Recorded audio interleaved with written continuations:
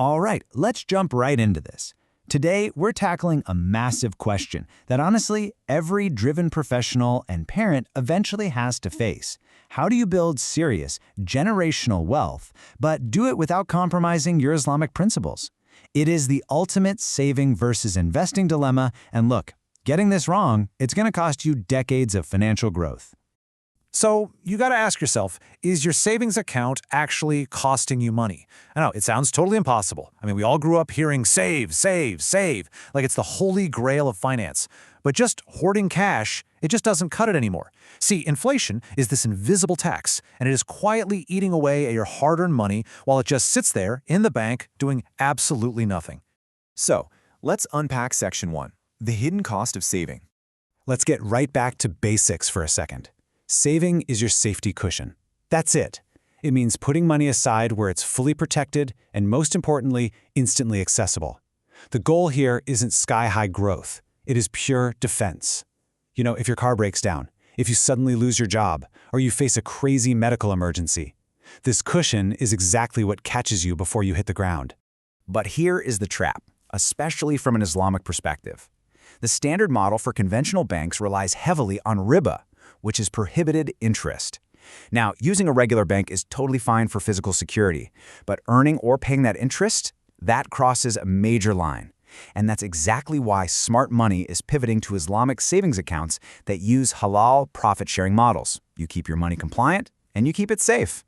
So here is the absolute reality of saving. You get high stability, meaning no daily market panic, and you get instant access. But here is the fatal flaw: low growth and massive vulnerability to inflation.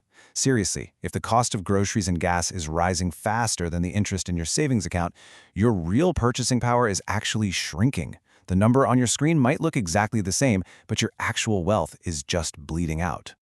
Which brings us to Section 2, the true purpose of saving. 3 to 6 months. Burn that number into your brain, because that is the magic number. Financial experts basically universally agree on this golden rule. You need 3 to 6 months of living expenses locked and loaded in an accessible halal emergency fund before you even think about taking any financial risks. This is your financial armor. All right, moving on to Section 3, the power of investing. Halal investing is how you actually build long-term generational wealth. It means growing your capital through Shariah-compliant assets. We're talking zero riba, zero gambling, and zero prohibited industries like alcohol. And just to be super clear here, investing is not gambling. It is buying actual ownership in real productive assets. Plus, with today's modern tools, finding halal stocks and Sharia-compliant index funds is literally easier than it has ever been. Now, unlike saving, investing gives you high growth potential that actually outpaces inflation. That is how real wealth is forged. But, it comes with a trade-off, and that's short-term volatility.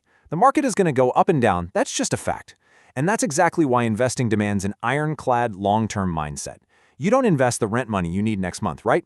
You invest the money you won't touch for years, and you let it compound. So let's talk about Section 4, finding the perfect balance. Saving gives you safety and high liquidity, but really low growth. Investing, on the other hand, brings risk and volatility, but delivers massive growth potential. It is like a perfect yin and yang. You absolutely need both to survive and thrive.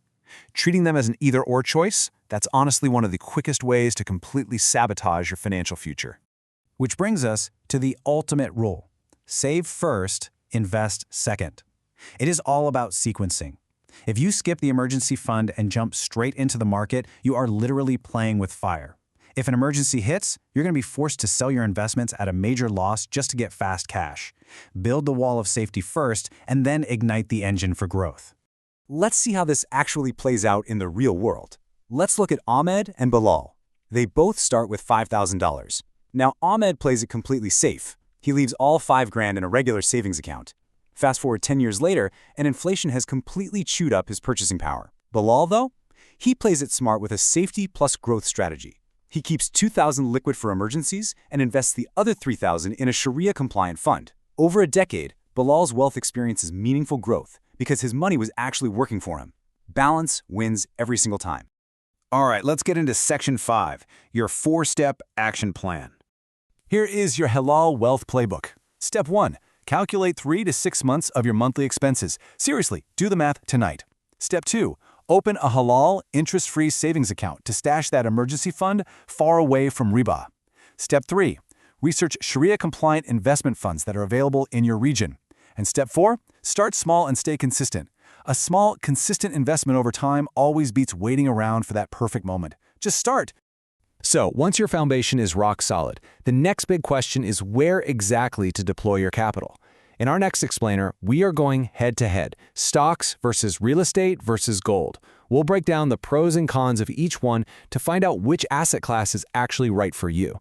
You definitely don't want to miss it. But before we wrap up this explainer, I want you to take a really hard look at your finances right now. Ask yourself honestly, are you just a saver, sitting on the sidelines watching inflation eat away at your wealth? Or are you ready to step up and become an investor, putting your money to work the halal way? I challenge you to take control of your financial identity today. Thanks for joining me on this one, and I'll catch you in the next explainer.